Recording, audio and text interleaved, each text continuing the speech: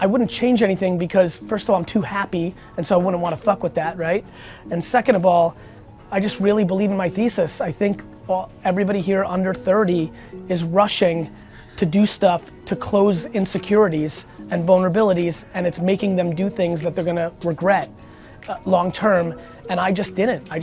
You know what it feels like to be 27 years old and see your college friends and them making jokes that you work in your dad's liquor store?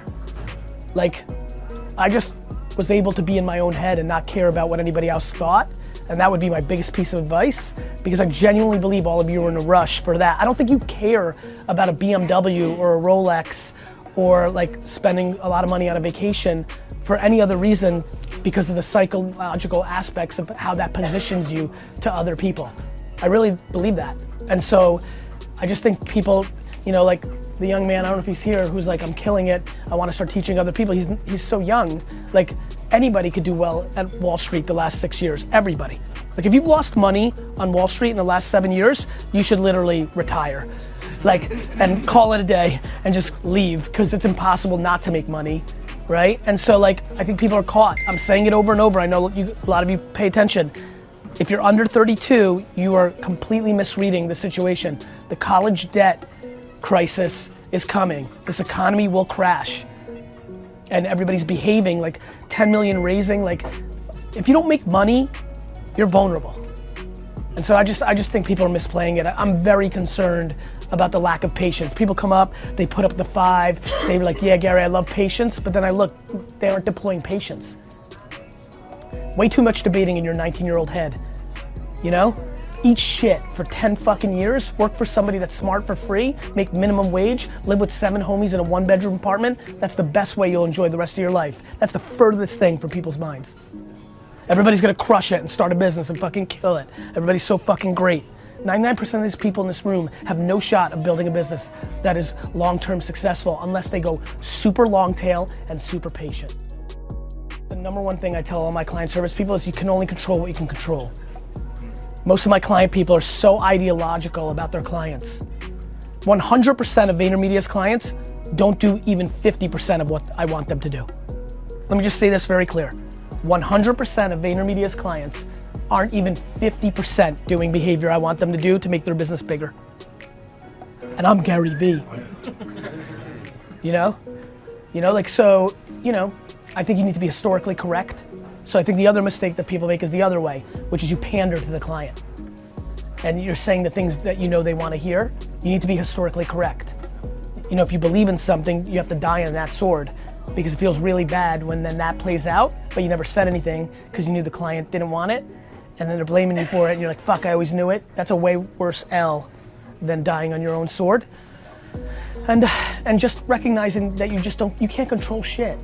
Like, today it's going great, and now that person rotates or leaves the company and your new person sucks. Like, I don't dwell on the shit I can't control.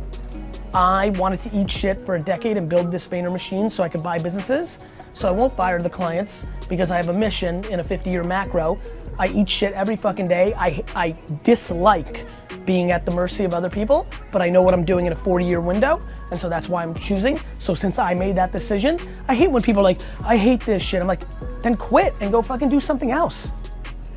You're in fucking control. You're in America.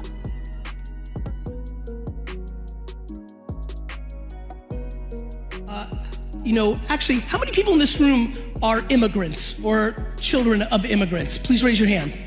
Just curious. So for the hands that are in this room, they know something that I know, which is immigrants have an amazing advantage. They have a very tried and true strategy that we could all learn from. What immigrants are very good at doing is when they come to a new country, they work and they don't spend any money on dumb shit for 10 years. And so that's what my parents did. And eventually my dad was able to buy a small liquor store in New Jersey. I was a very entrepreneurial kid. I was day trading attention from a young age. I had 6 lemonade stands when I was 7 years old, and I would spend all my time trying to figure out what tree and what pole to put the signs on, because I was watching people drive and trying to figure out what signs, because I was a very sick child. When I was 12 and 13, I was selling baseball cards, which were very popular in the United States at the time, and I was making $1,000 to $2,000 a weekend selling them in the malls of New Jersey, which was great, and I was rich for a young kid, and it was fantastic. But then my career changed. My dad dragged me into the liquor store, and I hated it at first, but luckily I realized that people collected wine. I was into collecting sports memorabilia. That was my passion, that was the connection. And I decided that I was gonna jump into my family business, open up 4,000 liquor stores across America, sell the franchise one day, and buy the New York Jets American football team, because that is my dream. You two stand up, you two stand up. Let's clap it up for these guys.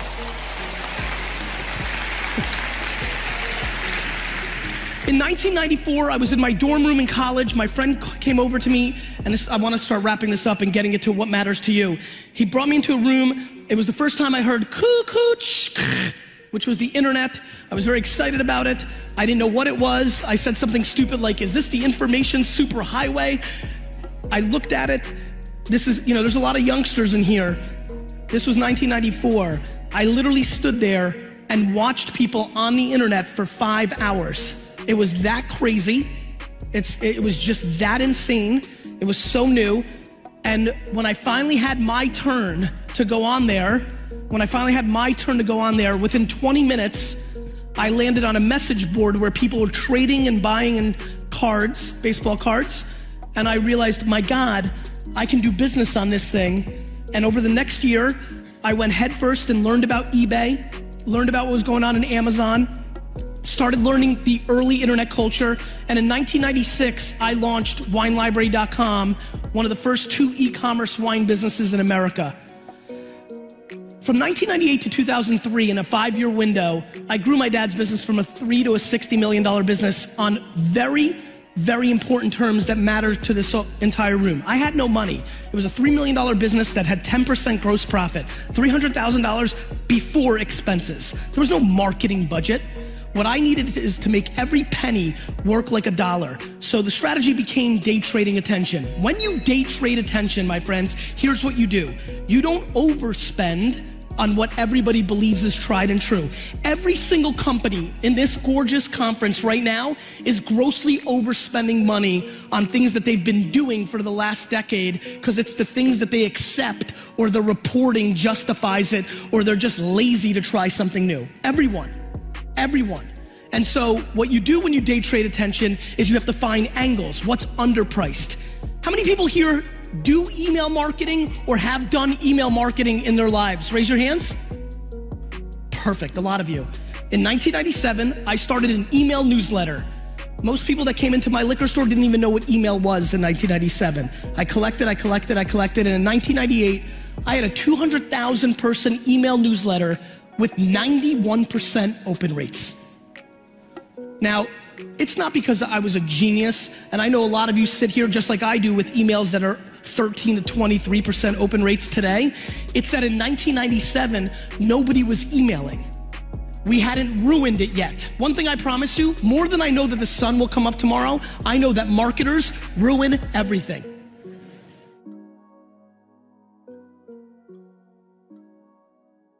I never try to sell to people who are unsellable. I just don't try to convince anybody. If I have a meeting, like at a diner with some pancakes, I meet the guy, I tell him my piece, he says no, I'm like, cool, mazel tov, see ya. Just like the film that dude made. Like, I don't care what Goran does. I don't care what any of you do. It would be much better if you did it and it worked and you email me in 4 years and I'd feel really nice and if your life is better, it's good. But at the end of the day, I can't control you.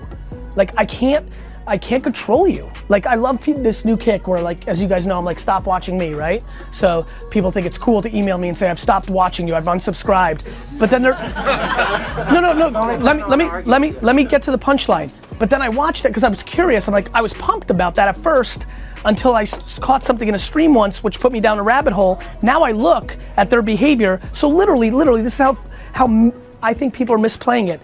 They're watching my stuff. I'm proud about my stuff. I think it works. They see a piece of content where I get on this tangent that I'm desperate for you guys to do. I'm so desperate for you actually to execute that I get to the extreme where once in every 4 months I'll look at the camera and be like, stop fucking watching me, just do. So I've watched all the people that are saying that, so they stop watching me, and then they go watch worse shit. Like, if everyone's just like checking boxes, oh, Gary Vee told me to stop watching. Like, it's super easy to me to look in your face and say eat shit for 10 years, because I did it. I lived in New Jersey, I didn't go out in New York City in my entire 20s. That's just fucking facts. That's hard for a 20-year-old dude. But I was on a mission. And by the way, not all of you should, most of you should not be on the mission that I'm on, which means you can go out and you can do things. But everybody's talking shit. A lot of fucking talk.